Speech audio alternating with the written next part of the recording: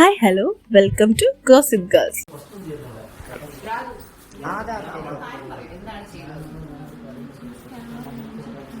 Scanner വേറെ നിങ്ങളുടെ scanner നിങ്ങളുടെ കോഡ് നിങ്ങൾ സ്കാനറായിട്ട് പ്രിന്റ് ചെയ്ത് കടയിൽ ഫോണിൽ എന്തെന്ന് പറഞ്ഞാൽ കാണിച്ചു അത് വർക്ക് ചെയ്യുന്നില്ല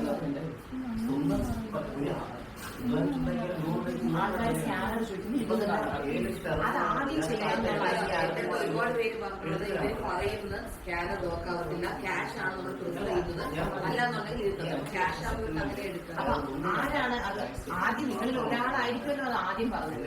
അതാരായിരിക്കും ഐഡിയ കൊടുത്തത്? ഞാൻ ഇപ്പൊ ഇരിക്കുന്നത് കണ്ണടച്ച് പറയുന്നത്.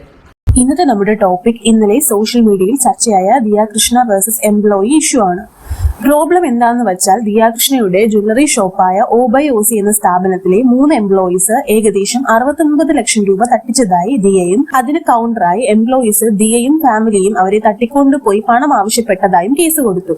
ദിയയുടെ സ്ഥാപനത്തിൽ ജോലി ചെയ്യുന്ന 3 സ്ത്രീകൾ അവരുടെ ഫാമിലിയുടെ അറിവോടെ ഏകദേശം 69 ലക്ഷം രൂപ തട്ടിച്ചു എന്നുള്ളതാണ് ഫസ്റ്റ് കേസ്. ഷോപ്പിൽ വരുന്ന കസ്റ്റമേഴ്സിനെ പറ്റിച്ച് QR കോഡ് ചേഞ്ച് ആക്കി അവർ അവരുടെ അക്കൗണ്ടിലേക്ക് മാസങ്ങളായി പണം അയക്കുകയുണ്ടായി. കൂടാതെ ക്യാഷായും പണം കൈപ്പറ്റുകയുണ്ടായി. ശേഷം ഈ തിരിമറി ഓഡിറ്റിൽ കൂടി കണ്ടെത്തുകയും തട്ടിപ്പ് നടത്തിയവരെ തിരിച്ചറിഞ്ഞ് കേസ് കൊടുത്തതായുമാണ് പറയപ്പെടുന്നത്. കേസ് കൊടുത്ത് 3 ദിവസത്തിനു ശേഷം ഈ 3 പേർ ദിയയ്ക്കും ദിയയുടെ ഫാദർ കൃഷ്ണകുമാറിനും മദർ സിന്ധു കൃഷ്ണയ്ക്കും കൂടാതെ സിസ്റ്റേഴ്സായ അഹാന, ഇഷാനി, ഹൻസിക തുടങ്ങിയവർക്കെതിരെ തട്ടിക്കൊണ്ടുപോയതായി കേസ് കൊടുത്തു. ദിയ അവരെ ചീത്ത വിളിച്ചതായും തങ്ങളോട് അടിമകളായി പെരുമാറുന്നതായും കൂടാതെ ജാതി അധിക്ഷേപം ചെയ്തതായും അവർ പറയുന്നു. കൂടാതെ അവരുടെ അക്കൗണ്ടിൽ വന്ന പണം ദിയയുടെ അറിവോടെയാണെന്നും ടാക്സ് വെട്ടിക്കാൻ ദിയ ചെയ്ത ഐഡിയ ആണ് അതെന്നും അവർ മീഡിയയോട് പറഞ്ഞു. എന്നാൽ പ്രശ്നങ്ങൾ കൊടുമ്പിരി കൊണ്ടിരിക്കുന്ന സമയത്ത് സിന്ധു കൃഷ്ണ അപ്ലോഡ് ആക്കിയ വീഡിയോ കാണുമ്പോൾ എംപ്ലോയീസിന്റെ വാദം പൊളിയുന്നതായി കാണാം. കൂടാതെ തട്ടിപ്പ് തിരിച്ചറിഞ്ഞതിനു ശേഷം ദിയ ഈ 3 എംപ്ലോയീസിനെയും വിളിച്ച് സംസാരിക്കുന്ന ഒരു ഓഡിയോയും ലീക്കായിരുന്നു. ആ ഓഡിയോയിൽ ദിയ ചീത്ത വിളിക്കുന്നുണ്ട്. കൂടാതെ നല്ലതുപോലെ റൈസായി തന്നെയാണ് സംസാരിക്കുന്നത്. പിന്നെ നമ്മൾ ആ സമയത്ത് കൺസിഡർ ചെയ്യേണ്ട കാര്യം വിശ്വാസവഞ്ചന ചെയ്തവരോട് ആരും മാന്യമായി പെരുമാറാറൊന്നുമില്ലല്ലോ.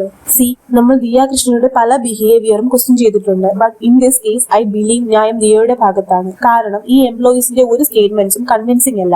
അവർ ഈ ജാതി അധിക്ഷേപം, ടാക്സ് വെട്ടിപ്പ് മുതലായ കാര്യങ്ങൾ എടുത്തിടുന്നത് ദിയയുടെയും ഫാമിലിയുടെയും പാസ്റ്റ് കോൺട്രോവേഴ്സികളെ ബേസ് ചെയ്താണ്. ഐ തിങ്ക് അവർ അവരുടെ തെറ്റ് മറക്കാൻ ദിയയോടുള്ള ഹെയ്റ്റ് യൂസ് ചെയ്യുന്നു.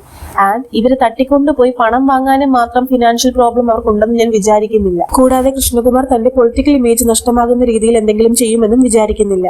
ഇപ്പോൾ ഇത്തരത്തിൽ QR കോഡ് ചേഞ്ച് ആക്കി പണം തട്ടുന്ന ഒരുപാട് കേസ് കേൾക്കാറുണ്ട്. കൂടാതെ ദിയ പ്രഗ്നന്റ് ആയതുകൊണ്ട് തന്നെ ബിസിനസ്സിൽ ഒരുപാട് ഇമ്പോർട്ടൻസ് കൊടുത്തിട്ടില്ലായിരുന്നു എന്ന് ദിയ മീഡിയയോട് പറഞ്ഞിട്ടുണ്ട്. മേ ബി ആ ഇഗ്നോറൻസും എംപ്ലോയീസ് മുതലാക്കിയതാകാം. എന്തായാലും എംപ്ലോയീസിനെതിരെയുള്ള എവിഡൻസ് ദിയ പോലീസിന് കൈമാറിയിട്ടുണ്ടെന്നാണ് പറയപ്പെടുന്നത്.